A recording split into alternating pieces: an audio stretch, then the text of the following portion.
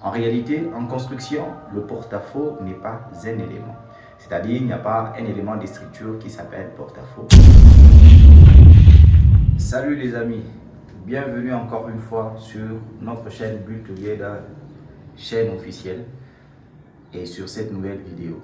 Alors, aujourd'hui, on vous a préparé une leçon très importante pour les constructions et pour les éléments des structures. Alors, l'élément que nous allons parler aujourd'hui, nous allons parler des éléments en porte-à-faux.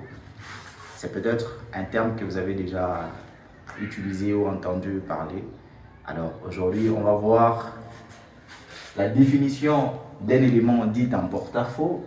Nous allons voir comment représenter le schéma du corps rendu libre d'un élément en porte-à-faux et quelles sont les sollicitations pour un élément qui travaille en porte-à-faux et quelles sont les zones sensibles pour un élément en porte-à-faux et la disposition constructive des barres pour les éléments en porte-à-faux. Alors, avant de définir les éléments dits en porte-à-faux, j'aimerais lever l'équivoque qui existe entre le porte-à-faux et l'élément dit en porte-à-faux. En réalité, en construction, le porte-à-faux n'est pas un élément. C'est-à-dire, il n'y a pas un élément de structure qui s'appelle porte-à-faux, mais il y a des éléments de structure en construction qui sont dits en porte-à-faux. Alors, quand est-ce qu'on dit qu'un élément est en porte-à-faux? C'est lorsque cet élément va au-delà de ses appuis avec une certaine mesure ou une certaine distance. Et généralement, ce sont les poutres et les dalles qui sont dites qui sont en porte-à-faux. Voici le schéma du corps rendu libre de nos deux éléments que nous avons spécifiés dans notre introduction, qui sont la dalle et poutre dit en porte-à-faux. Alors, comme vous pouvez le remarquer là, nous avons le schéma du corps rendu libre d'une dalle avec ses poutres bien sûr, et là ce sont les deux appuis de notre dalle, et voilà la partie qui est dite en porte-à-faux. Et là nous avons notre poutre qui s'appuie sur généralement sur les colonnes, ça peut être aussi des murs, ça dépend, et nous avons aussi la partie de la poutre qui va travailler en porte-à-faux. Alors, dans notre schéma du corps rendu libre, en réalité, nous aurons là une réaction que nous pouvons appeler la réaction 1, et là nous avons la réaction 2. Également, pour ce qui concerne notre poutre, nous avons une réaction 1 et nous avons la réaction 2. Et notre partie ou nos parties qui travaillent en porte-à-faux, comme vous pouvez le remarquer selon notre définition, nous avons dit que un élément travaille en porte-à-faux lorsque il déborde de ses appuis d'une certaine distance ou d'une certaine mesure. Et dans notre cas ici précis, le dernier appui de notre dalle, c'est cette poutre, mais nous avons encore cette partie-là que nous pouvons appeler L1, qui est débordante. Donc, c'est la partie qui travaille en porte-à-faux. Pareillement, avec notre poutre, nous pouvons appeler L2, qui est aussi une partie qui travaille en porte-à-faux. Alors, si nous pouvons aussi nous permettre d'ajouter le chargement pour les différents éléments, on se suppose que les éléments travaillent avec des charges qui sont uniformément réparties.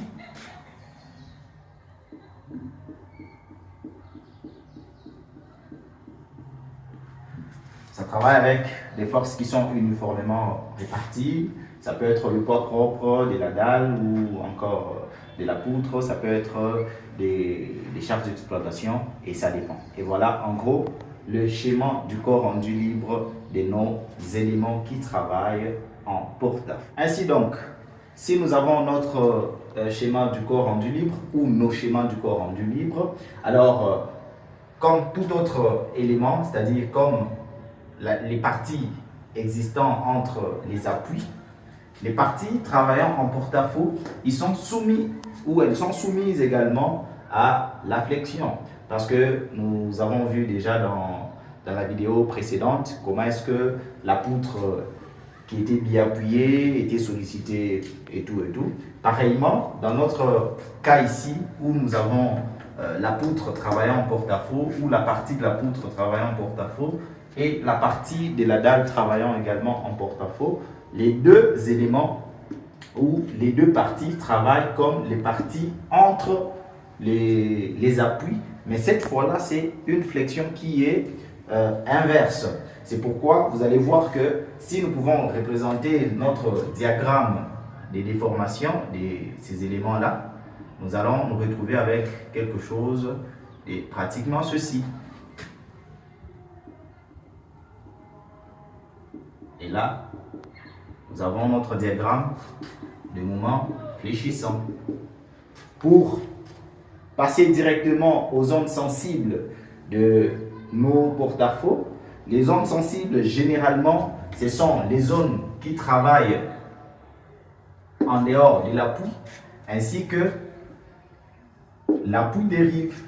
Et dit appui dérive, le dernier appui avant d'entamer le porte-à-faux.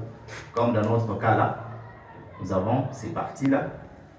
Ce sont les parties les plus sensibles de notre porte-à-faux que vous devez tenir compte lors de votre calcul des dimensionnements et surtout lors de votre réalisation.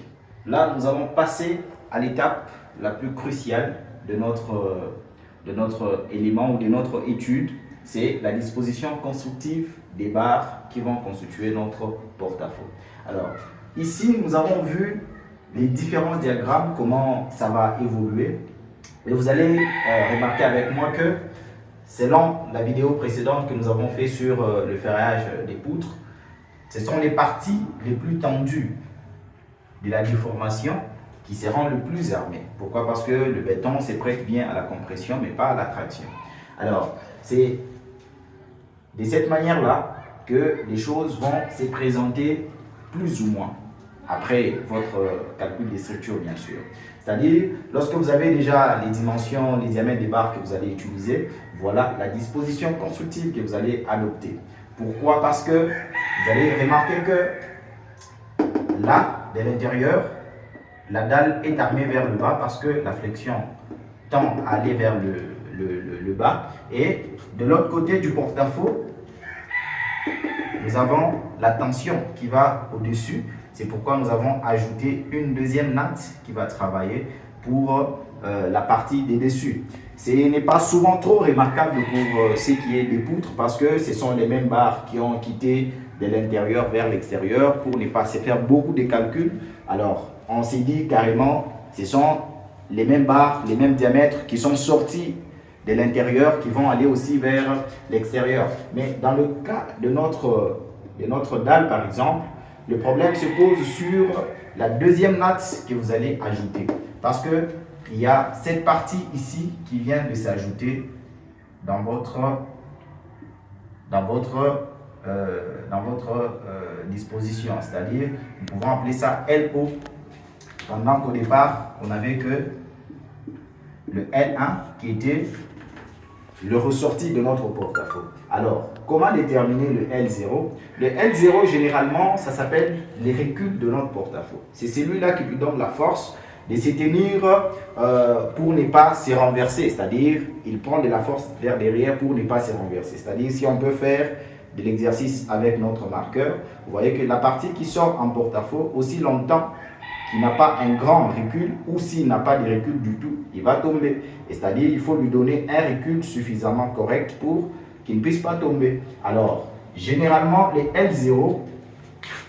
L0 est toujours compris entre le double du L1 et on va appeler ça comment? Le 1 fois et demi de L1. C'est-à-dire, si notre ressorti est d'1 mètre, il faut que son recul soit minimum 2 mètres. Donc, qu'est-ce que je dis? Soit maximum 2 mètres, minimum 1,50 m. Et voilà, si nous pouvons parler généralement de la disposition constructive des éléments dits en porte-à-faux, voilà comment les choses peuvent se présenter. Voilà.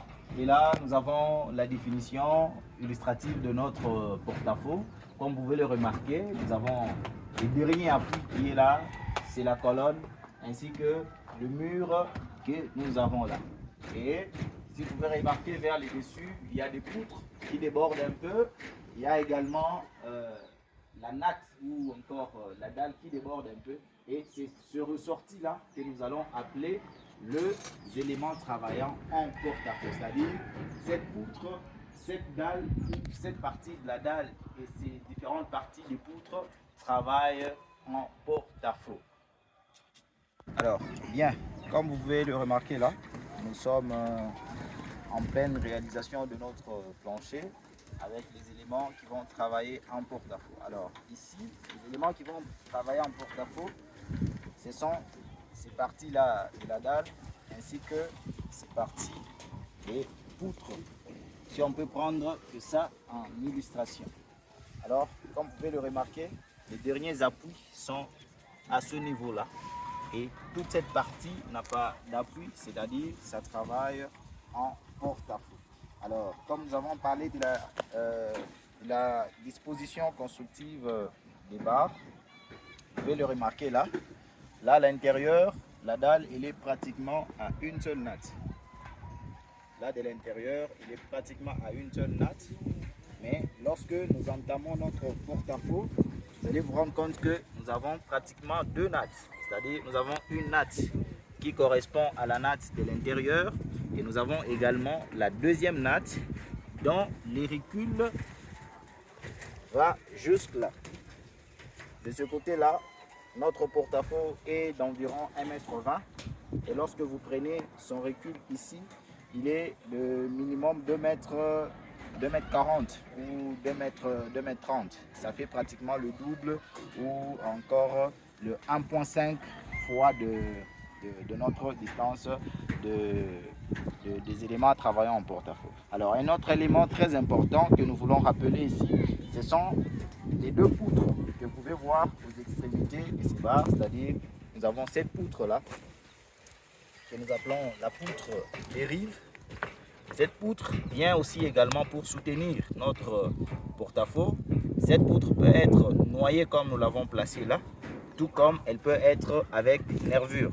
Tout dépend de votre calcul de structure et de comment est-ce que vous avez réalisé votre calcul de structure et du chargement des dessus. Et vers l'arrière, là où va notre recul, nous avons également une autre poutre qu'on appelle la poutre d'appui. La poutre d'appui ici vient également, comme le nom l'indique, pour appuyer les reculs. C'est là que nous allons nous projeter. C'est là que nous allons projeter nos reculs ou les barres qui vont travailler vers la partie en porte-à-faux. Et là, nous nous accrochons à ce niveau-là. Alors, voilà en gros comment est-ce que vous pouvez réaliser votre élément en travaillant en porte-à-faux sans difficulté et sans beaucoup de problèmes. Alors, si c'est la première fois que vous tombez sur notre vidéo, nous sommes Build Together SA, chaîne officielle. Alors, n'oubliez pas de vous abonner, surtout de cocher sur la notification pour ne pas manquer les prochaines vidéos.